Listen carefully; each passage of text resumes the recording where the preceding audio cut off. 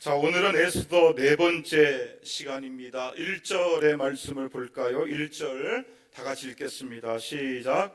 모르드게가 이 모든 일을 알고 자기의 옷을 찢고 굵은 베옷을 입고 죄를 뒤집어 쓰고 성중에 나가서 대성통곡하며. 모르드게가 이 모든 일을 어떻게 하고? 알고. 모르드게가 이 모든 일을 알고 어떻게 해요? 자기의 옷을 찢어요. 굵은 베옷을 입습니다. 죄를 뒤집어 써요. 그리고 대성통곡을 하기 시작합니다. 이러한 행동은 유다인들이 큰 슬픔을 당하였을 때에 그 슬픔을 표현하는 전통적인 방식입니다. 그러면 여기서 이 모든 일이란 무엇을 말하는 거예요? 에스더 3장 13절에 하만의 모함을 듣고 아하수에로 왕이 무슨 명령을 내립니까? 12월 13일 하루 동안에 페르시아 제국 전체 안에 살고 있는 모든 유다인들을 다 죽이라는 거지요. 그리고 유다인들의 재산을 강제로 빼앗으라라는 것입니다. 이런 하만의 음모로 유다 민족 전체가 진멸할 위기를 당하게 된 거예요. 우리도 살아가다 보면 나의 힘으로 도저히 해결할 수 없는 문제들을 만나게 됩니다.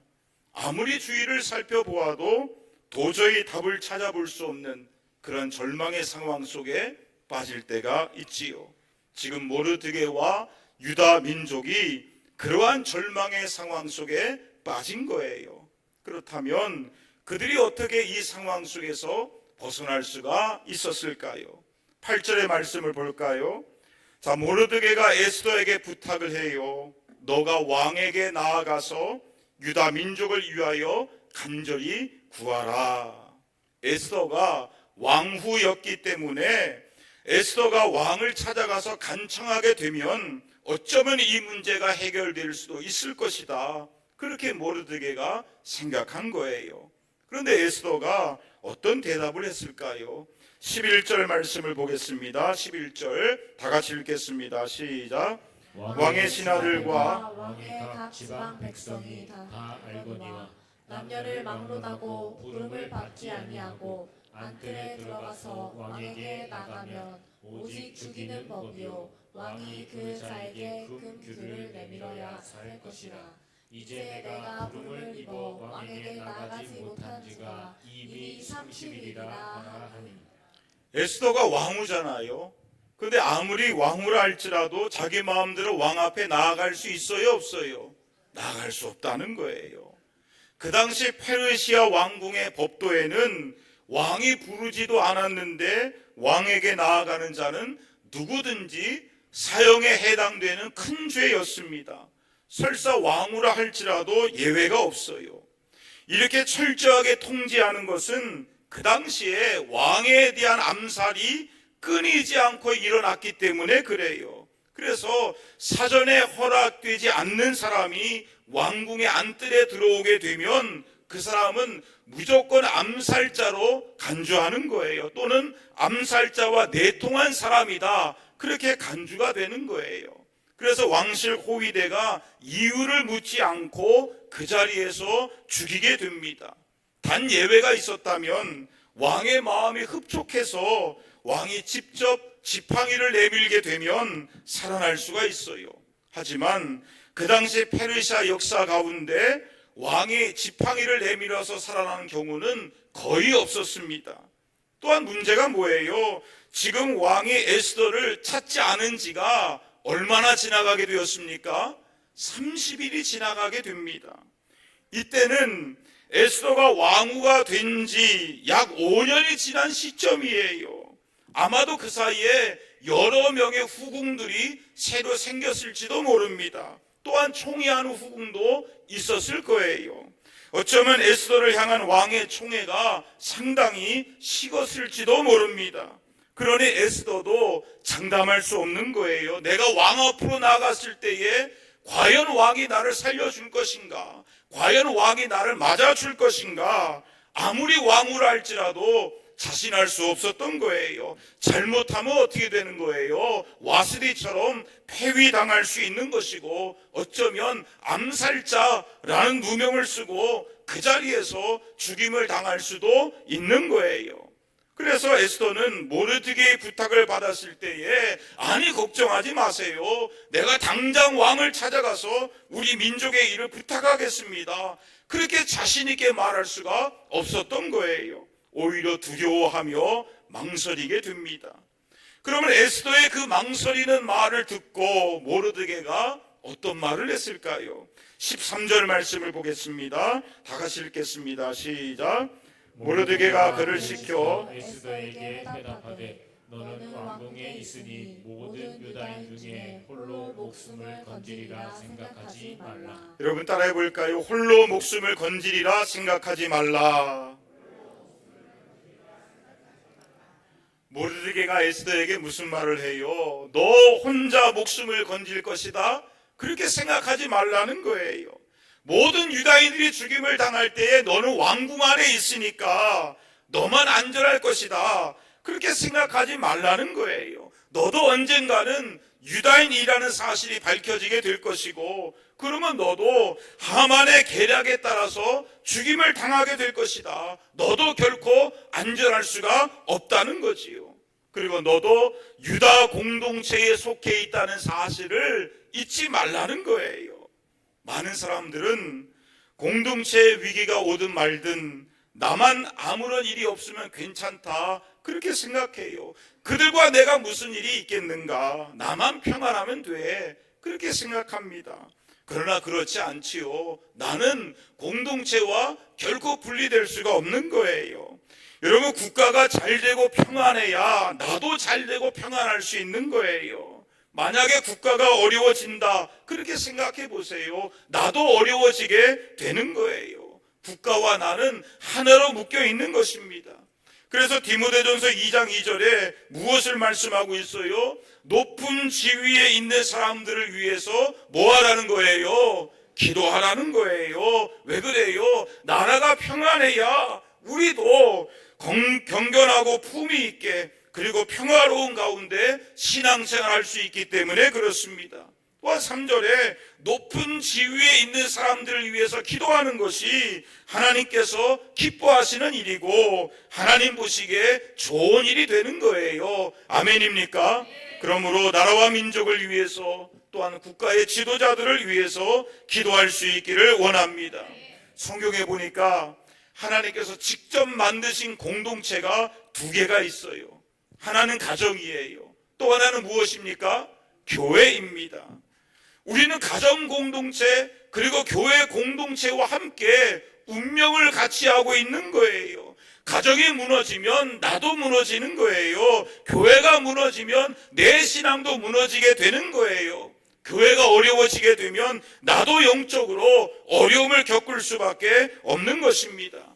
그러므로 우리는 가정과 교회를 위해서 특별히 기도해야 될 것이고, 공동체 의식을 가지고 내가 해야 할 일들을 마땅히 감당해야 됩니다. 그래야 가정이 살고 교회가 살고 내가 살게 되는 거예요. 아멘입니까? 14절 말씀을 볼까요? 14절 다 같이 읽겠습니다. 시작. 이때에 내가 만일 잠잠하여 말이 없으면 유다인은 다른 데로 말미암아 노임과 구원을 얻으려니와 너와 내 아버지의 집은 멸망하리라. 내가 왕후의 자리를 얻은 것이 이때를 위함이 아닌지 누가 알겠느냐 하니. 여러분 따라해 볼까요? 이때를 위함이 아닌지 누가 알겠느냐. 지금 모르드게가 강조하고 있는 것이 뭐예요? 사명이에요. 모르드게는 에스더가 왕후의 자리에 올라간 것 그 자체를 성공한 것이다, 그렇게 말하지 않아요. 에스더가 왕후의 자리에 올라간 것은 그것이 바로 이때를 위한 것이다 라고 말해요. 즉 왕후의 자리가 유다 민족이 당한 그 위기를 구원해내야 할 사명의 자리이므로 그 자리에서 마땅히 해야 할 바를 행해야 된다라는 거예요. 이것은 세상 사람들의 가치관과 하나님의 사람들과의 가치관의 차이점이지요. 세상 사람들은 어때요? 왕후의 자리에 올라간 것, 그것을 대단한 성공이다라고 생각해요. 그래서 그 자리에 주저앉습니다. 그 자리에 안주합니다. 그리고 그 자리에서 누려야 할 모든 것들을 다 누리려고 합니다. 그러나 하나님의 사람들이 가져야 할 태도는 뭐예요? 왕후의 자리에 올라간 것이 성공이 아니라는 거예요. 그 자리를 허락해 주신 하나님의 뜻이 무엇인지를 깨닫고 그 사명을 완수하는 것, 그래서 하나님의 뜻을 이루어가는 것이 진정한 성공이 되는 것이고 진정한 축복이 되는 줄로 믿습니다. 즉 하나님께서 내게 허락하신 은혜의 자리, 그 은혜의 자리가 내가 감당해야 할 사명의 자리인 줄로 믿습니다. 미국의 유명한 방송인 오프라 윈프리의 이야기를 읽어보았어요. 그녀는 어린 시절에 매우 불행했습니다. 사생아로 태어났어요. 할머니 손에서 자라납니다. 매우 가난했어요. 9살 때 삼촌에게 성폭행을 당합니다. 14살 때 아이를 낳았어요. 2주 만에 죽게 됩니다. 불우한 환경에 절망해서 청소년 시절에 마약에 빠지기도 해요. 근데 그녀가 어떻게 그 모든 상처를 이겨내고 세계적으로 유명한 그 영향력이 있는 위치에 설 수가 있었을까요? 그것은 가난과 아픔을 나 자신에게 주신 인생의 사명으로 받아들였다는 거예요. 그녀는 자기 인생의 4가지 사명을 이렇게 말합니다. 첫째, 남들보다 더 가진 것이 있다면 그것은 축복이 아니라 사명이다. 둘째, 남들보다 더 아픈 상처가 있다면 그것은 고통이 아니라 사명이다. 셋째, 남들보다 더 설레는 꿈이 있다면 그것은 망상이 아니라 사명이다. 넷째, 남들보다 더 부담되는 어떤 것이 있다면 그것은 짐이 아니라 사명이다. 인생은 해석이다라는 말이 있잖아요. 우리가 어떠한 환경에 처해 있는가, 그것이 중요한 것이 아니라 내가 처하는 환경을 어떻게 해석해내느냐, 그 해석의 힘이 중요한 거예요. 똑같이 어려운 환경을 만나도 어떤 사람은 내가 만난 고난을 잘못 해석해서 야, 나는 저주받은 인생이야, 나 같은 건 살아갈 필요가 없어, 그렇게 하면서 자살을 생각하는 사람이 있어요. 그러나 반대로 오프라 윈프리처럼 아픈 상처가 있으면 그것은 고통이 아니라 사명이다, 그렇게 생각하면서 인생을 개척해 나아가는 사람이 있다는 거예요. 살아가다 보면 수많은 일들을 만나게 되잖아요. 근데 그 좋은 일도 그리고 나쁜 일도 내가 어떻게 생각하느냐, 어떻게 해석해내느냐, 어떻게 선택하느냐, 여기에 따라서 나의 사명이 될 수도 있는 것이고 좌절의 씨앗이 될 수도 있는 것입니다. 오늘 성경의 모르드게는 어떤 해석의 힘을 가지고 있습니까? 에스더가 왕후의 자리에 오른 것, 그 자체가 박수치고 좋아할 일로 끝나서는 안 된다는 거예요. 왕후의 자리에서 감당해야 할 사명이 있다라고 그렇게 해석을 합니다. 그래서 너가 왕후의 자리를 얻은 것이 이때를 위함이 아니겠느냐, 그렇게 해석하면서 에스더를 민족을 구원하는 사명의 길로 도전하고 있는 거예요. 여러분, 하나님께서 우리에게 주신 은혜가 무엇이 있을까요? 하나님께는 결코 우연이 없는 줄로 믿습니다. 예수님의 십자가의 은혜로 저와 여러분을 구원해 주신 것, 여기에도 하나님께서 원하시는 사명이 있는 줄로 믿습니다. 하나님께서 대한민국의 수많은 교회 가운데 이 치원교회로 저와 여러분을 불러주시고 보내주신 것, 여기에도 우리가 감당해야 할 분명한 사명이 있는 줄로 믿습니다. 하나님께서 내게 허락해 주신 자리, 기회, 능력, 은사, 믿음, 만남, 그 모든 것들은 그냥 의미가 없이 주어진 것이 아니라는 거예요. 오늘 성경에 이때를 위함이 아닌가, 이 말씀처럼 하나님께서 오늘 저와 여러분을 통해서 분명히 하실 일이 있기 때문에 우리의 모든 것들을 하나님의 섭리 가운데 허락해 주신 줄로 믿습니다. 그러므로 잠잠하여 침묵하지 않기를 원합니다. 주신 은혜와 사명을 외면하지 않기를 원합니다. 하나님께서 나를 통해서 무엇을 하시기를 원하시는지 여쭈어 보시고 깨달아 하시고 순종할 수 있는 은혜가 있기를 원합니다. 그래서 주님이 주신 은혜의 자리, 부르심의 자리, 사명의 자리에 아멘 하시고 순종함으로써 저와 여러분을 통하여 하나님의 일하심의 역사가 분명히 나타날 수 있기를 축원합니다. 16절 말씀을 볼까요? 16절 다 같이 읽겠습니다. 시작. 당신은 가서 수산에 있는 유다인을 다 모으고 나를 위하여 금식하되 밤낮 3일을 먹지도 말고 마시지도 마소서. 나도 나의 시녀와 더불어 이렇게 금식한 후에 규례를 어기고 왕에게 나아가리니 죽으면 죽으리이다 하니라. 여러분 따라해 볼까요? 나를 위하여 금식하되 죽으면 죽으리이다. 에스더가 모르드게의 도전의 말을 듣고 무엇을 결정합니까? 왕 앞에 나아가기를 결정해요. 근데 이 일이 쉬운 일이 아니잖아요. 고대 페르시아에서 왕이 부르지도 않았는데 먼저 왕을 찾아간다? 그것은 죽음을 각오해야 되는 일입니다. 그래서 에스더가 뭐라고 말해요? 죽으면 죽으리이다. 그렇게 죽음을 각오해요. 근데 왕을 찾아가기 전에 에스더가 했던 중요한 일이 있습니다. 그것이 무엇입니까? 기도하는 일이었어요. 에스더는 모르드게에게 부탁해요. 수산성에 살고 있는 모든 유다인들을 불러 모으고 나를 위하여 금식 기도를 해 주십시오. 나도 금식한 이후에 왕에게 나아갈 것입니다. 에스더는 왕을 찾아가기 전에 먼저 누구를 찾는 거예요? 하나님을 찾는 거예요. 금식하며 하나님 앞에 매달리게 됩니다. 무슨 뜻입니까? 내 힘으로는 왕을 만날 수도 없고 왕을 설득할 수도 없고 내 능력으로는 유다 민족을 살려낼 수도 없습니다. 그러나 하나님이 하시면 되는 줄로 믿습니다. 하나님이 살려주시면 살아나게 될 줄로 믿습니다. 하나님이 나의 방법이고 하나님이 나의 지혜이고 하나님이 나의 능력입니다. 그러니 하나님 도와주옵소서, 역사하여 주옵소서, 불쌍히 여겨 주옵소서 간절히 기도하는 거예요. 여러분 믿음의 기도는 역사하는 힘이 큰 줄로 믿습니다. 하나님께서 우리의 기도 가운데 놀라운 은혜를 베풀어 주실 줄로 믿습니다. 우리는 최선규 아나운서의 그 간증을 잘 알고 있어요.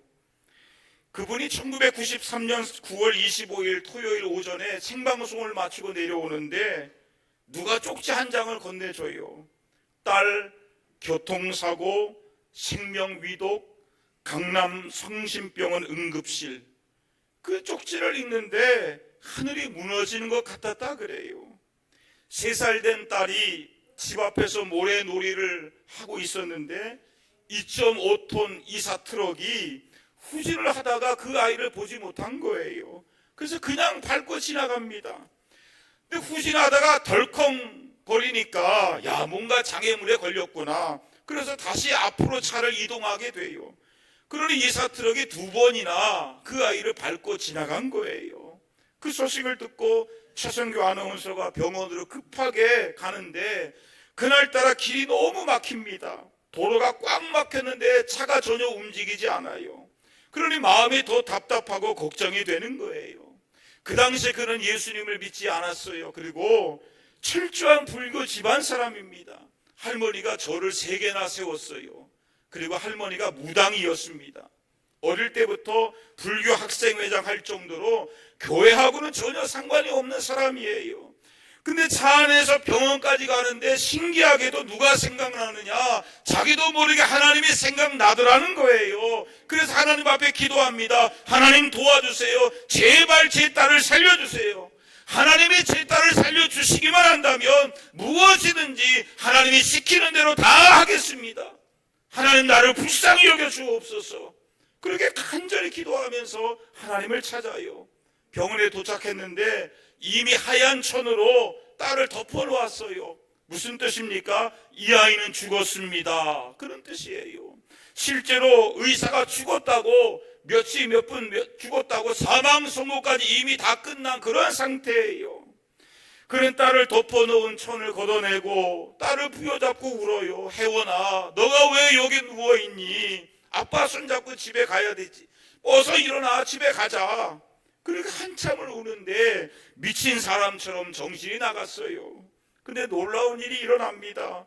죽은 딸을 부여잡고 하나님 살려달라고 그렇게 간절히 기도하는데 신기하게도 아이의 몸이 점점점 따뜻해지는 거예요. 아이의 몸이 꿈틀꿈틀 거리는 것입니다.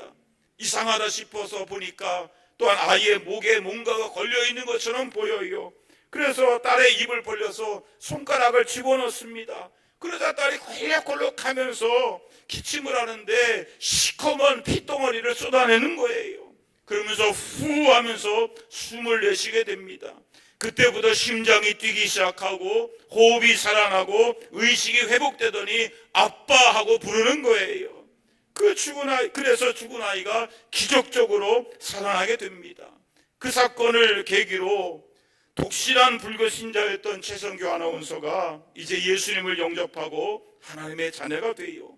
그리고 가정 모두 형제들까지 총 14명의 교회에 나가서 하나님을 믿기 시작합니다. 운영하고 관리하고 있던 절 3개도 다 정리하고 모든 가족이 다 하나님 앞에 나와요. 여러분, 누가 살려주신 거예요? 하나님이 살려주신 줄로 믿습니다. 예레미야 33장 3절에 이런 말씀이 있잖아요. 우리 다 같이 읽겠습니다. 시작. 너는 내게 부르짖으라. 내가 내게 응답하겠고 내가 알지 못하는 크고 은밀한 일을 내게 보이리라. 할렐루야. 이 말씀 그대로 부르짖어 기도할 때에 하나님 응답해 주심을 믿으시길 바랍니다. 부르짖어 기도할 때에 우리가 알지 못하는 크고 놀라운 하나님의 역사가 일어나게 될 줄로 믿습니다. 하나님께는 불가능이 없는 줄로 믿습니다. 하나님이 하시면 되는 줄로 믿습니다. 오늘 저와 여러분에게 믿음의 기도가 회복될 수 있기를 원합니다. 간절한 기도가 살아날 수 있기를 원합니다. 기도의 능력이 나타날 수 있기를 축원합니다. 하나님께서는 인간의 잘남과 똑똑함을 통해서 일하시는 분이 아니에요. 하나님 앞에 엎드려 기도하는 그 믿음의 사람들을 통하여서 하나님의 역사가 일어나게 되는 것입니다. 기도보다도 어떠한 인간적인 노력이 앞서서는 안 되는 거예요. 아무리 우리가 인간적인 노력을 다 한다 할지라도 그것이 기도보다 앞서게 되면 그것은 인간의 잔머리가 되는 것이고 우리의 잔꾀가 될 수밖에 없는 거예요. 그래서 조지 밀러 목사님은 늘 이렇게 말합니다. 결코 하나님보다 앞서지 말라. 결코 기도보다 앞서지 말라. 결코 성령님보다 앞서지 말라. 아멘입니까? 아무리 화려한 제사가 올려지고 또 아무리 웅장한 건물을 가지고 있었고 또 아무리 그 시대로 움직여 나갔던 엘리트 제사장들과 엘리트 서기관들과 바리새인들이 모여 있었던 예루살렘 성전이라 할지라도 하나님 앞에 엎드려 기도하는 기도의 집이 되지 못하였을 때는 그 성전이 강도의 소굴로 변질될 수밖에 없었던 것이고 결국 하나님께 버림받아서 무너져 내릴 수밖에 없었던 사실을 우리는 기억해야 됩니다.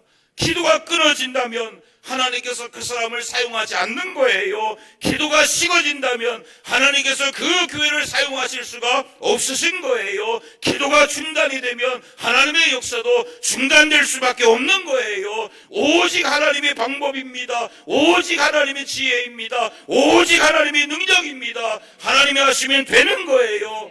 그러므로 저와 여러분은 기도의 사람이 될 수 있기를 원합니다. 우리 교회가 기도하는 집이 될 수 있기를 원합니다. 참으로 무식할이 많지 하나님 앞에 엎드려 기도하시고 참으로 무식할이 많지 오직 하나님만을 바라보며 오직 하나님 앞에 부르짖어 기도할 수 있기를 축원합니다. 그래서 에스더처럼 죽으면 죽으리이다 하나님 앞에 매달려 기도함으로 역전의 역사가 일어날 수 있기를 예수님의 이름으로 축원합니다. 아멘.